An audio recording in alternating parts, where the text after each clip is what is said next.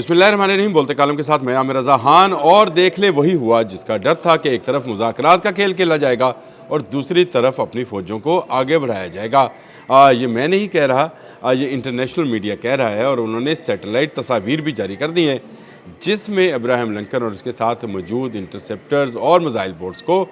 Iran की तरफ आगे बढ़ते हुए देखा गया है। अब नए हरमज़ में ये बेड़ा मौजूद है इंटरनेशनल पानियों में और अब इसको अमान की तरफ हरकत पजीर होते, यानी ईरान से सिर्फ 700 किलोमीटर दूर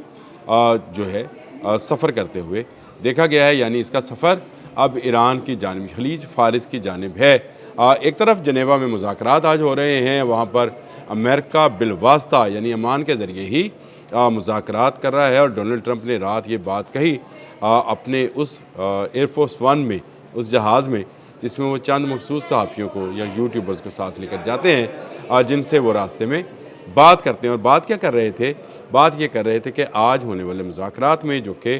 जिनेवा स्विट्ज़रलैंड में होने हैं उसमें वो ख़ुद भी शरीक होंगे और वो ये चाहते हैं कि एटम के अलावा भी यानी न्यूक्लियर पावर होने के अलावा भी वो ईरान से दीगर मामलात पर बात करें। ये दीगर मामलात जो हैं ये क्या हैं? और इसी के लिए अब्राहम लिंकन और उसके जो उसके साथ सफ़र करने वाले दूसरे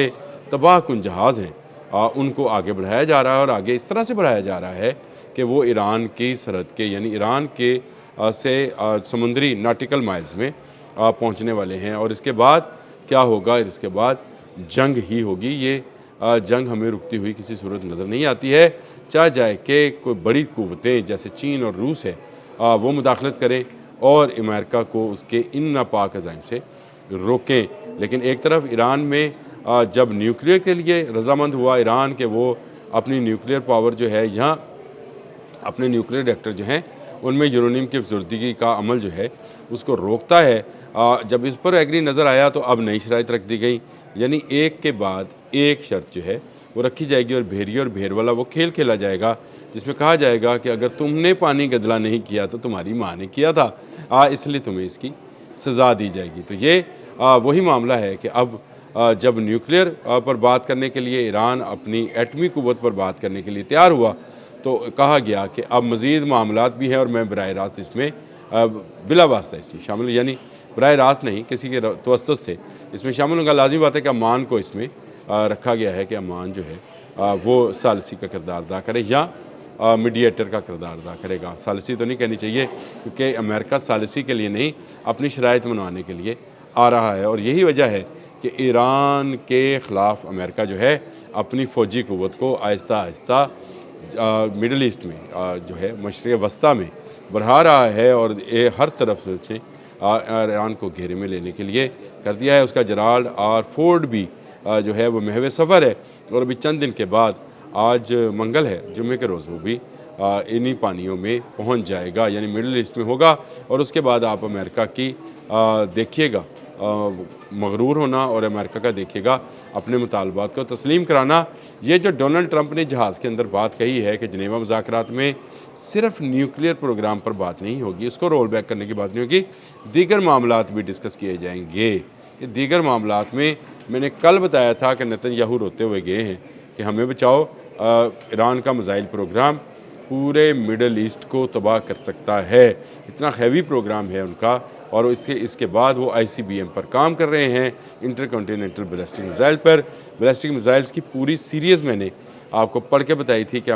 जो ईरान है उसने शॉर्ट रेंज, मीडियम रेंज और लॉन्ग रेंज में कैसे कैसे मिसाइल जो हैं बनाए हैं। स्टेल्थ टेक्नोलॉजी के हामिल मिसाइल्स हैं और मार्क 15 तक की स्पीड यानी आवाज़ से 15 गुना रफ्तार तक सफ़र करने की सलाहियत रखने वाले सॉलिड फ्यूल के साथ उड़ने वाले जो हैं ये मिसाइल्स किसी भी मुखालिफ क़ुव्वत को तबाह व बर्बाद कर सकते हैं। और यही रोना लेकर नेतन्याहू डोनाल्ड ट्रंप के पास गए थे और इसीलिए डोनाल्ड ट्रंप को रात एमरजेंसी में जहाज़ के अंदर ये मीडिया कॉन्फ्रेंस करना पड़ी कि ईरान से मज़ीद मुतालबात भी उसके सामने रखे जाएंगे। और इन मज़ीद मुतालबात के बारे में मैं आपसे कह चुका हूँ कि ईरान से कहा जाएगा कि अपने मिसाइल प्रोग्राम को रोल बैक करो, अपने पासदाराने इनकलाब की तादाद को कम करो और इसके साथ साथ अपनी तमाम ऑयल ट्रेड को अमेरिका के हवाले करो, जो कतर के ज़रिए या किसी दूसरे इस्लामी मुल्क के ज़रिए जिस पर भी बात हो गई कि अमान भी इसके लिए तैयार है शायद کیونکہ عمان ہی اس وقت کر رہا ہے، اردن بھی تیار ہوگا، سارے تیار ہوں گے جب ایک انسان جہاں ایک جنگل کا ایک انسان ہی کہنا چاہیے، ویسے مجھے جانور کہنا نہیں چاہیے، ایک انسان جب مر رہا ہو تو اس کی بوٹیاں نوچنے کے لیے گیدڑ اور چیلے اور کوے جو ہیں وہ اپنا اپنا حصہ لینے کے لیے آ جاتے ہیں، اور پھر کچھ زمینی چونٹیاں بھی جو ہیں وہ بھی آ جاتی ہیں تاکہ وہ بھی اس گوشت میں سے اپنا حصہ لیں۔ ایران کو مرتا دیکھ کر، یعنی ایران پر امریکہ کا وار دیکھ کر بہت سارے ممالک جو ہیں اس کے تیل اور اس کی گیس سے اپنا حصہ بٹورنے کے لیے آئیں گے، اور وہ کس طرح سے آئیں گے کہ وہ امریکہ کے سر پر رکھ کر امریکہ ان کے ذریعے کہے گا دیکھیں میں نے اپنے پاس کچھ نہیں رکھا، تمام پیسہ جو ہے ایک اسلامی ملک کے پاس ہے، اور وہ اسلامی ملک جو ہے ایران کی مرضی کے ساتھ وہاں پر جو ہے وہاں خرچ کرے گا، اور یہ تیل اور پانی کی تیل اور گیس کی تمام ایجنسیاں جو ہیں یا تمام جو انجینئرنگ ہے وہ امریکن کمپنیاں کریں گی۔ اس انجینئرنگ کے اندر یہ چیز بھی شامل ہے کہ اس حکومت کو بھی جانا ہے، یعنی خامنائی صاحب جو ہیں ان کی حکومت کا خاتمہ اور اس حکومت کا خاتمہ، یہ آخری پوائنٹ ہوگا ویسے، ان کی حکومت کا خاتمہ اور اس خاتمے کے نتیجے میں نئی گورنمنٹ جو پھر اسلامی انقلاب والی گورنمنٹ نہیں ہوگی، اس سے پہلے والی یعنی 1979 سے پہلے والی ہوگی۔ ڈونلڈ ٹرمپ اس سے پہلے بھی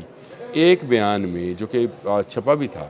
جس میں کہہ چکے ہیں کہ ہم 47 سال سے ایران کے متعلق صرف بات کر رہے ہیں،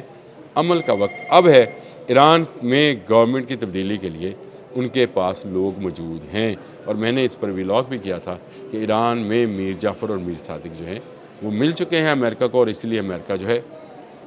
زیادہ تیزی کے ساتھ اپنی قوت کو مڈل ایسٹ کے اندر بڑھاتا چلا جا رہا ہے۔ یہ ایک ایسی صورتحال ہے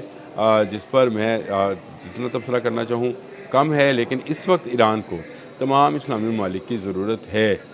ضرور کل میں نے اس پر بات کی تھی کہ اسلامی نیٹو بننی چاہیے، اور ترکی کے جو وزیر خارجہ ہیں حقان، انہوں نے بھی یہ بات کہی کہ نہ کوئی عرب، نہ کوئی ترک، نہ کوئی فارسی، یعنی اس کا مطلب ہے کہ تمام لوگ ایک ہو کر جو ہیں وہ بات کریں، ایک مسلمان ہوگی کسی سے بات کریں۔ ابھی فاصلہ بہت ہے، ابھی ٹائم بہت ہے کہ ایران کے بارے میں مسلم دنیا جو ہے وہ سوچ لے کہ ابھی وقت ہے کہ یہ جب مذاکرات جنیوا میں ہو رہے ہیں ان میں کیا اگلی پیش رفت ہوتی ہے اس کو بھی آج دیکھا جائے گا، اور آج میں اس پر بھی شام کے وقت ویلاگ کروں گا اور بتاؤں گا کہ یہ مذاکرات، لیکن میرا اپنا ذاتی خیال ہے کہ یہ مذاکرات اس سے آگے نہیں بڑھیں گے، کہ اگلی تاریخ دے دی جائے گی، کچھ نئے مطالبات شاید سامنے آ جائے امریکہ کی جانب سے، کیونکہ ایران اس وقت ریسیونگ اینڈ پہ ہے، بالنگ اینڈ پر جو ہے امریکہ ہے، کبھی باؤنسر کرے گا، کبھی یارکر، کبھی باہر نکالے گا، کبھی ان سوئنگ کرے گا، کبھی جو ہے بال کو اور گھماتا پھراتا رہے گا،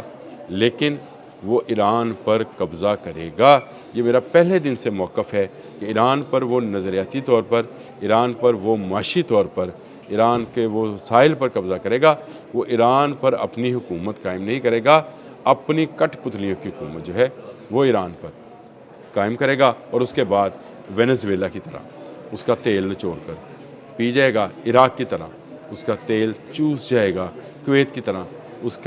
کا قرضہ کھا پی جائے گا کہ میں نے تمہارا دفاع کیا ہے۔ دنیا میں سب سے زیادہ قرضہ اس نے کویت کا دینا تھا، عراق کویت جنگ میں اس نے کویت کے دفاع کے نام پر وہ سارا قرضہ